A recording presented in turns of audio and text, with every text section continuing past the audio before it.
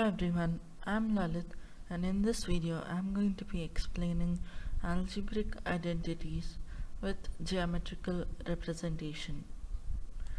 In this video we are going to be taking the equation a plus b whole square is equals to a square plus b square plus 2ab. So first we are going to take a square with sides a plus b. Then to find the area of the square, we'd have to use the formula, which is side multiplied by side, which will be a plus b multiplied by a plus b, which will be a plus b whole square. That's the first part of the equation already. Now let's go on to the second part, which is a square plus b square plus 2ab. Now if we take the square and divide it into two squares and two rectangles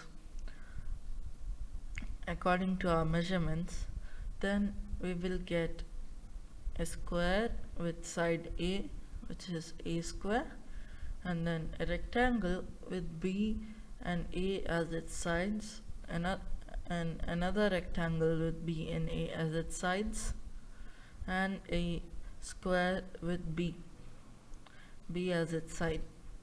Now, so if we had to find the area of all these individually, it would be a square plus b square plus 2ab.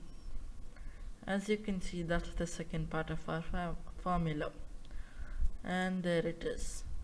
That's why a plus b whole square is equals to a square plus b square plus 2ab. That's all for this video. Thank you.